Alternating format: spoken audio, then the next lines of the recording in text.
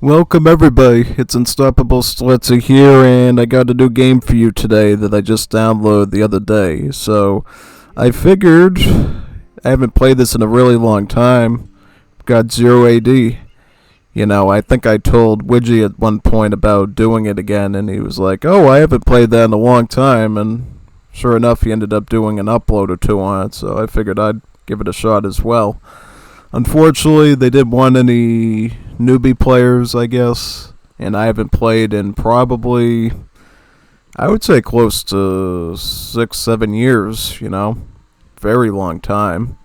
Definitely before I got any good hardware, so, definitely it's a pretty interesting experience to see it again at all. So I figured, you know what? I am going to spectate a game and just try to explain it to you as much as possible, while I try to learn some things again myself about it. So, basically, 0 AD is an open source free version of Age of Empires, I guess, is the closest thing you could call it. Originally, this game was supposed to be built off of the Age of Empires 2 engine a long, long time ago, and then eventually they ended up creating their own engine, totally separate from that, and sure enough, as you can see here, it's a totally 3D game and everything, which is pretty neat. So it's set around I would say the Age of Empires 1 period, but probably a little bit towards the end of that period, I would say. As you got civs around the time of the Romans, such as the Ptolemies, the Macedonians, the Seleucids, the Romans, and so forth. I think at one point they said they wanted to do some later civs like the Goths and the Byzantines and so forth too. So maybe they'll be added in the future. And by the way, the game is always being developed as well. That's something that'll set this apart from some other games that you're used to, like Age of Empires 3 and stuff. They're sort of already hashed out, and every now and then you get a DLC. Well, that's not the case with 0 AD. It's a constantly work in progress. With every new version, they add new maps. Sometimes new factions are added. New balance changes are done. It's constantly being developed pretty much. So the team is very well invested in the game and providing support for it, which is great. And obviously, if you can't afford Age of Empires at all, then definitely this is a good game for you, pretty much, right? So what sets it differently from Age of Empires? So one thing that's quite different about 0 AD than Age of Empires is the fact that not only can you gather resources with regular villagers, like these females over here, but you can actually gather resources with some of your military, too. As long as they have a class of citizen, as you can see right here, they can actually gather resources and engage in your economy. They can be used for different resources depending on what they are. So if you're like a citizen infantry, you can do everything. You can gather berries, you can gather metal here, you can gather stone, and you can gather wood. If you're a mounted citizen unit, you can mostly just participate in gathering meat, mostly. So, yeah. The female villagers are better with food, and the male citizen soldiers are going to be better with other resources. And what the women do as well is as long as there's a woman within a certain radius of these men, the male soldiers will actually gather better around females. For some obvious reasons, I think, but take it as you will. Another big key difference between 0 AD and Age of Empires is the fact that basically you can't just build anywhere, right? You see these little lines here, these little borders on the grass? This is your territory, and you can only build structures within your territory. So you might be asking yourself, how do I actually expand my territory? Well, to do that, you basically got to build more of these civic centers out on the map to basically extend your territory, and then you can build further and further out as you go. Yeah. And in this game as well, you can, I believe you can capture certain structures as well. That was a feature that was added much later. When I first got the game, probably like 10-15 years ago or something, you would basically just destroy all the buildings, and then they eventually added a capture system to the game where you can not only capture buildings, but you can also capture siege engines as well. So that was a pretty interesting ad as well, pretty much. And one thing to note, if your enemies do manage to either capture or destroy your civic center, you lose all that territory that's around it, which will basically give you so many minutes, or I believe only seconds, to reclaim that territory. Otherwise, you'll lose control of all your buildings and they will slowly decay. And I'm not kidding.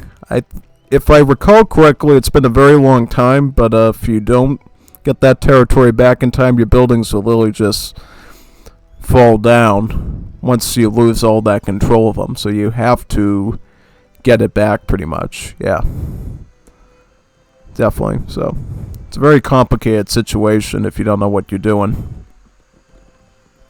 Most important thing you gotta do in this is basically make sure you have a good mixture of female workers as well as your citizen workers here. Citizen workers are not only good at getting your wood, your metal, and your stone pretty well, but they're going to be your main line of defense at the start of the game. And you can have all sorts of citizens. Some of them are going to be skirmishers with javelins. Some of them are going to be spearmen. Some of them are going to be mounted javelineers. Some of them are even going to be camel archers, if you're the Ptolemies. So every civ gets their own sort of civilian soldiers that they can use, so definitely gotta be on the lookout for that. Also, every civilization in Zero AD has a fully unique military roster. Something you do not have in any other sort of Age of Empires game except maybe Age of Mythology, right? Between the different cultures. So, yeah, that's one thing you enjoy in Zero AD is having totally unique factions, or at least for the most part, if I recall correctly. Yeah, I think there's some that have some sort of a similarity to each other, like the Gauls and the Brins, as well as ones like, I believe, the Athenians and the Spartans, so that part is a little bit tied together. But in general, every civ's going to have very unique armies going into this, and that's what makes it such a fun game to play, pretty much. Nothing's too ordinary. You know, everything's really unique in it. One thing you can do, as you can see right here, is you can actually use the control key on your keyboard to increase the number of units you train at the same time from a production building. And I believe you can set it as high as you want, too. You can set it to like 20 units or 30 units, something like that, very crazy. But do note that means that it's going to cost more, obviously, to get that one block, huge block of units, and it's going to take a very long time to train. If you train units one-on-one, it's going to be the fastest. If you want to train like 50 of them, it's going to take forever and ever to do. So just make sure you basically queue up units in a manner that will be there where you need them. So if you need military right away, you're probably just going to queue them one by one, unless you have some sort of technology research to help you with that. If you have a bit of time, you might opt to group train units in blocks of like 5 or 6 or so, you know. That way, for whatever reason, if you want to cancel the units out, you can totally do that, pretty much. So yeah, it's basically enough of that so far. Similar to most of the Age of Empires series games, you do have resource drop-off points, like the storehouse for things like the wood. And then for food, you would have the farmstead to drop your food off at, pretty much. So that part is very similar to AoE as well. And in general, for military, there's some pretty key military roles that you have to be aware of. You got the spearman, which is going to be good against cavalry. You got the swordsman, which is going to be good against the spearmen. You got ranged troopers, the different kinds with different properties, and then you got cavalry, both ranged cavalry and melee cavalry. And then you have your siege engines too. So that's another aspect that you have to be aware of, pretty much. There's also naval warfare in this game as well, and the naval warfare is actually pretty interesting, you know. It's these pretty large ships, if I remember correctly, that you board a lot of troops on, so it's quite different than the Navy stuff that you're used to in the Age of Empires series, I would say. Yep. And not all the buildings are the same between the civs either.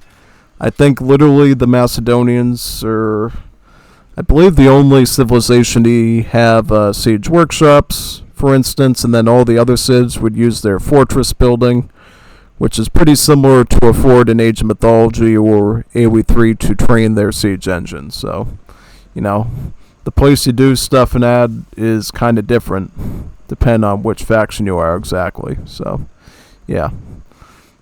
This is the Maryans here, so this is basically India. Over here you got the Spartans. Over here you got the Carthaginians. Here you got the Romans. And here you got more Indians, it looks like more Maryans, more Romans. And then you got some Celtic women here. So what civ is this exactly? I can't remember. Is this the Gauls or the Britons? Not too sure, actually. And then over here, you got the Macedonians. So a lot of different factions here that you can do. And there's even more of them as well. There's the Chinese, for instance. You got the Kushites, a.k.a. Nubia. Got the Ptolemies. You got the Persians. So you got a pretty good variety of civs, and hopefully they'll add more in the future as well. Some of them, like the Chinese and the Kushites, actually began as mod civs, and the developers ended up making them officially canon because of how well designed they were from their respective mods. So that's one thing that you'll see in Zero AD that you won't see in the Age of Empires series, at least not most of the time. Thinking of Forgotten Empires, obviously, is actually modders creating new factions and them actually being integrated into the official game, depending on their popularity and how well crafted they are. Yeah. In this sort of early phase, people are simply just building up their defenses and everything up. From what I've seen, at least in the tutorial guides, mostly you're going to be raiding people with cavalry in this game, just because it's fast and flexible, and because most of the early cavalry you get is going to be ranged cavalry, so that can be really good for taking out villagers and melee infantry, so that's going to be pretty dangerous most of the time. Of course, you also have some military units that are going to be stronger, but the stronger military you get later is not going to be considered citizens anymore. They're just going to be regular soldiers that specialize in doing soldier stuff, pretty much. And also, one more thing you need to know is Zero AD has the Age of Empires 3 style promotion system on their military. So if one soldier can defeat different units, it will indeed get leveled up, just like you could in the Definitive Edition with some of the natives. So that level up system of your individual military is the thing that you can be rewarded with when you play Zero AD. If I recall correctly, though, I believe it's for the citizen soldiers. The stronger they get ranked up by performing combat stuff, I believe they become less effective in economy stuff. So there's a bit of a trade-off to it, but somebody in the comments or whatever can correct me on that one if I'm wrong. Yeah.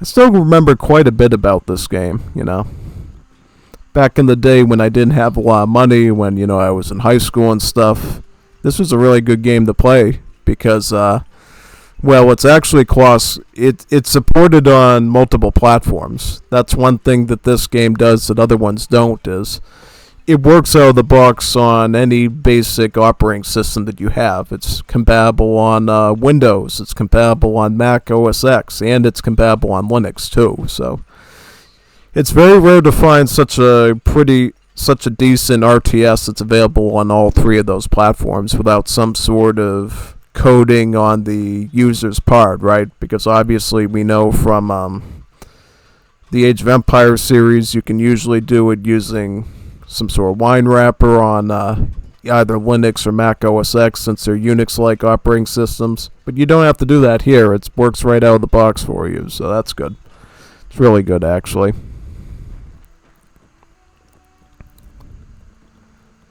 So I think right now they're just getting most of their defenses up, right? I saw a bit of a skirmish there before. It'll be pretty interesting to see when the battling begins here. Yeah, pretty much. In general, you have a lot of resources to work with in the early game near your base. That's sort of one thing that you'll know is a bit different from Age of Empires is when you play AoE 2 or AoE 1, right? Most of your mining resources are going to be, you know, all these split up pieces. Zero AD takes more of the Age of Mythology and I would say the Age of Mythology, Age of Empires 3, and Age of Empires 4 approach to like mining, you know. Instead of having these little pieces spread out on one area, it's just one big mass like this that you can surround with your villages, which is usually more basic, I think, for you to manage, right? Because obviously in AoE 1 and 2, you have the problem of, you know, if you have the wrong placement of your storage building, the villas won't necessarily go in the right place and they'll collide with each other, leading to lost villager seconds. You don't have to worry about that as much here, pretty much. So that's good. Looks like they are starting to move around a bit with their cavalry, too. Maybe doing a bit of raiding and also looking for some meat. Yeah, that's one of the good things about Zero AD is basically you can get hunts that are really far out on the map just by using your citizen cavalry, like these cavalry javelineers here, to do that for you, you know. In any normal Age of Empires game, you really can't get the hunts that are out in the middle of the map that easily without getting risk of getting raided, right? Not in Zero AD, you know, you'll have a nice big army of ranged cavalry out there on the map doing that for you, and if anybody does try to mess with them, yeah, you can kite them and you can treat it like any sort of normal skirmish, basically, which is great. So in that sense, it's a bit more realistic, you know? Yeah, definitely.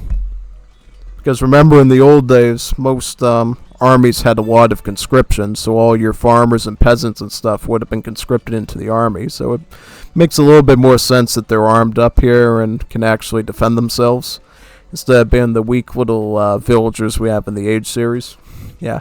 Well, the females are still sort of like that, but definitely the males are going to be more conscriptable in this game, you'll find.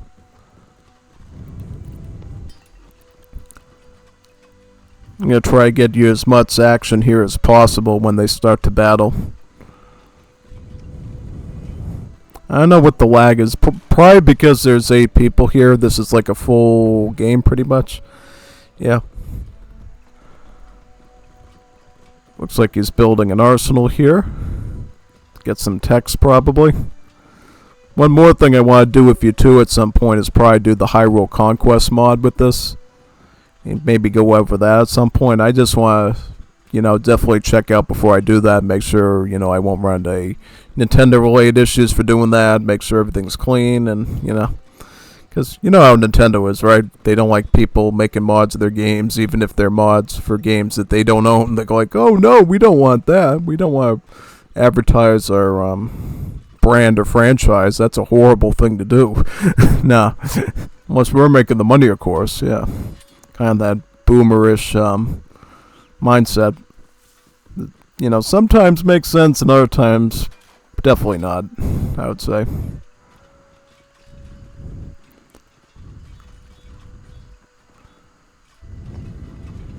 Oh yeah, one cool thing you can do too here in the observation mode is you can actually look at the buildings and actually see what you can do with them. So if you like look at a barracks here, you can see that, oh, I can make Libyan spearmen or I can make Mauritanian archers here. Then you can also look at the technologies too, so that's really neat. Looks like he's researching fertilizer right now from that. You can see the text here. And from your civic center, not only can you make your female villagers, you can also make some of your citizen soldiers as well. Just like this, the Numidian cavalry, the Mauritanian archers, and the Libyan spearmen in the case of the Carthaginians. Looks like we got a fortress here now. This is probably your most important building to build. It protects your area, and it trains some pretty important units. It can train siege engines, and it can train your champion units, your champions. So what are champion units? Champion units, literally just the ultimate units from Wars of Liberty, you know. When I first started playing Wars of Liberty, I was like, wow, this is literally like 0 AD. They have like an ultimate unit, like a best of all unit that you make with your civ, and that's literally what the champion units are from this fortress. It's like your civilization's most iconic, useful unit, pretty much. In general, I think you usually only have one of them, but I think there are some exceptions depending on what faction you are in. Ooh, by the way, we got some battling here, so let's check that out. It's actually pretty normal, as you can see right here, to put buildings on the front lines and stuff, because a lot of the soldiers you'll be attacking with can actually construct those buildings. Yep, that's one thing you can do as well with your citizen soldiers, is you can actually construct all the buildings, as you can see in this UI here, which is really neat, you know. That's something you don't usually see in the Age series that much, with a few exceptions, of course, like the Norse and Age of Mythology, or some of those battlefield construction cards in AoE 3. And sort of in AoE 2 with the Sicilians, of course, with their donjons, pretty much. Yeah. So it looks like we got a bit of a skirmish here right now, trying to protect with an army of Javelineers against the Roman swordsmen and skirms on this side. Yep. One thing to note is shorter range units like the Javelineers will actually deal more damage than longer range ones like archers. So there's a bit of a trade-off there. If you go with bowmen, yeah, they're going to have much better range, but they're not going to do as much damage usually.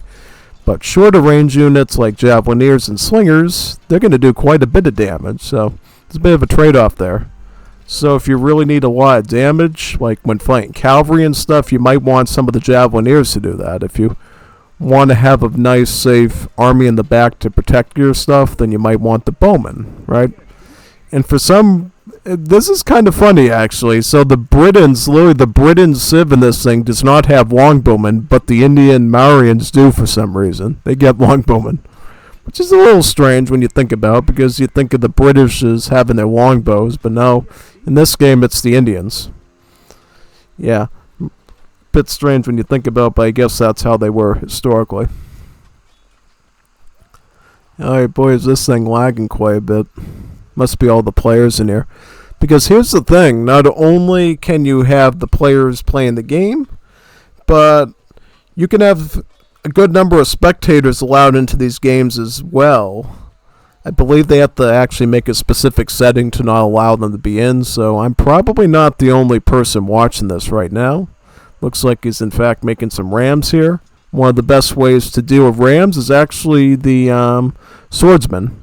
Yeah, swordsmen are actually pretty solid against siege units in general. So if you see a lot of siege units, you generally want to do swordsmen if possible.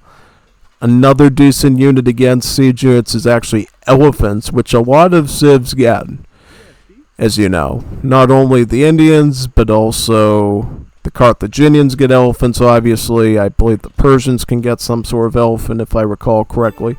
And then a number of the more Hellenistic Macedonian civs can. I believe the Seleucids can, of course. The Ptolemies can get them. So, yeah, there's a good number of elephant civs in this game, depending on where your civ is from. So, definitely that's something to look forward to as well, pretty much.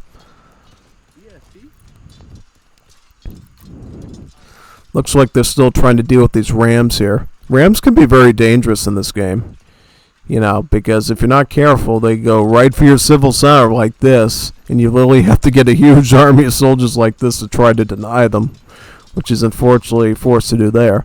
But while that's being done, that allows the enemy to basically go after your villagers as well as your citizen soldiers that might be busy working because you didn't know that something's going on and you can't tell them, hey, Gotta deal with the problem there. Yeah, pretty much. So here's some elephant archers right now, actually. So Marians are indeed doing some elephants right here, which is pretty neat. Bit of battle there.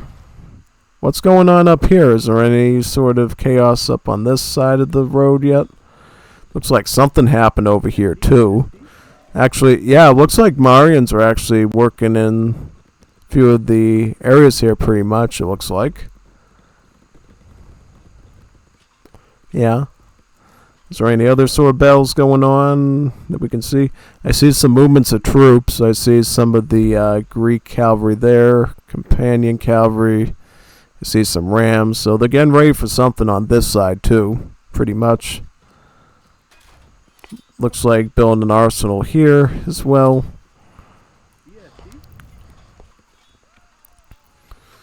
It seems like in general the big battle's probably going to start up over here though, I think. And see what this Celtic Civ can do about all this.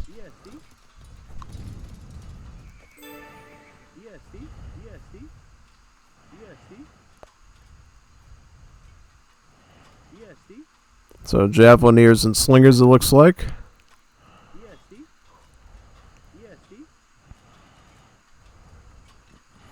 One thing to note about the Slingers in this game is, if I recall correctly, the Slingers do indeed cost stone. If I remember correctly, which is something that's actually similar to Age of Empires 1, is the Slingers actually are one of the only units that cost stone, right? Same thing here. So if you want to make Slingers, you better have stone for it, whereas the Javelineers obviously would not cost any stone. So there's a bit of a resource difference in this game too. Yeah. And one of the funny things in this game too is it doesn't necessarily have gold, but rather just metal. So it's a bit similar to Age of Empires 3 where it's called coin, right? Where it could be sort of a number of different metals. That's the way it works here pretty much, but it just calls it metal. Nothing else, just metal. You don't know what kind of metal it is, but it's metal. That's all you do know, pretty much. Just sort of watching to see if anything big happens over here. Looks like there is something going on over here. I see them sort of garrisoning troops inside the temple, it looks like. Or is that... Oh, okay. I believe they can heal if they go inside the temple, at least if I remember correctly. Yeah. Looks like he's getting attacked on this side right now. Here comes the Peltas, the foot companions. I'm assuming this is the Macedonians right here from all these cavalry. Yeah, the companion cavalry definitely sounds Macedonian. So how are you going to defend that? You're going to do an army of Maori and longbowmen and elephant archers for now. Presuming some other troops might be added in too. I remember when I used to play the Maorians, I used to always spam their longbowmen like this. So that's totally something I would do as well from muscle memory. Yeah, I used to like making the longbowmen and then adding in the chariots. If I recall correctly, Maorians not only can do different elephant units, but they can also do chariots as well, scythe chariots. Yeah, there's a few factions that can do scythe chariots in this game. I believe the Seleucids can, the Maorians can, and the Persians can. So if you're definitely a chariot enjoyer, you got those in this game too. Just saying. Camels are pretty rare in this game. There's only a few camel units that I know about. One of them is the Nabatean camel archer for the Ptolemies, and I believe they might be a camel unit or two for the Cushites as well. But I'm not 100% sure on that. There are indeed crossbowmen in this game due to the Chinese.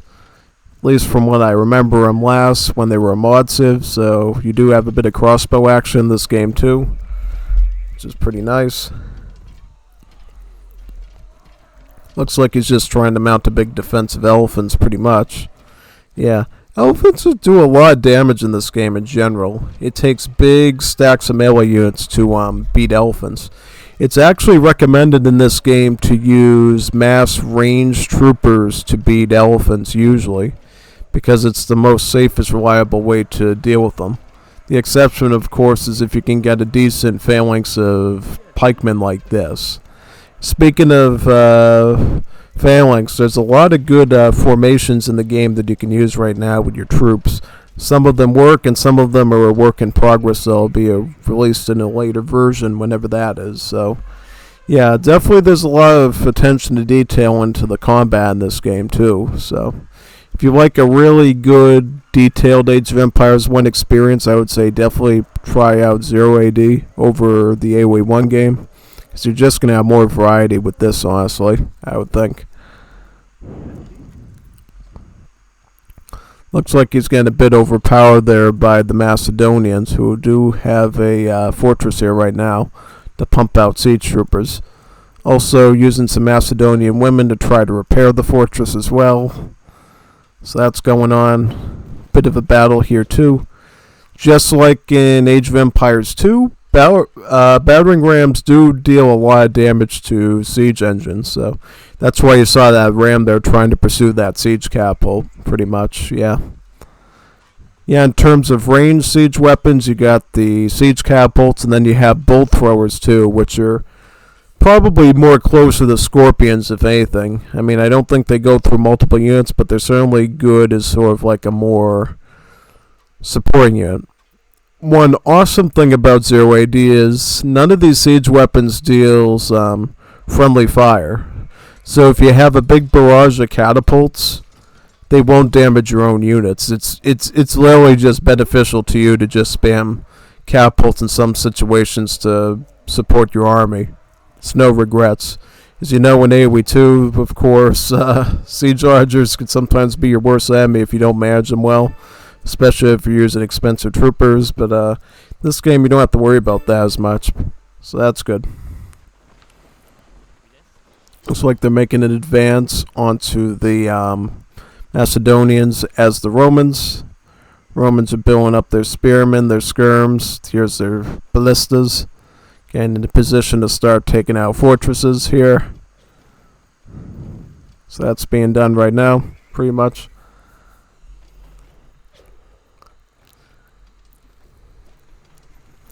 Doing a pretty good job there, I think, with that many siege engines. It's always important that you defend your siege engines really well, because they do cost a lot of resources, pretty much. So you want to protect them as much as possible here. Biggest threats to your siege weapons are going to generally be things like rams, also sword cavalry. Elephants can be, depending on if they're rams or not, or just huge masses of troops. So definitely watch out for that sort of thing. Just like the siege weapons in the Age of Empires series, siege engines generally have really good pierce armor, so it's really hard to take them out at range. So the best way to deal with the siege units is obviously going to be in melee of some kind. Yeah, and depending on what infantry you're using, you can capture the siege weapons from your enemies too, which is a really good way to punish them, because not only do they lose the siege units, but then you get to use it on them, so they actually get to save resources on siege units themselves, so they can use it. It's really neat in that way. Looks like Romans and Marians are pushing together there. The host has ended the game. Yeah. So that's one thing you have to worry about in this game too, since it is sort of an open source project. Your games can crash pretty often, you know, and there's some sort of glitches you can see usually on the top left hand side of the thing as well. So yeah, pretty much. Thank you for watching this little tidbit with me. I'm more than happy to cast more of these for you if you like. I also want to play some too, because this is a really neat game, especially for anyone that can't afford anything, you know, expensive like the 5th edition and the DLCs. So yeah, pretty fun. Hopefully you'll get an account on here, which is totally free, and join me. Sign off now. See you then.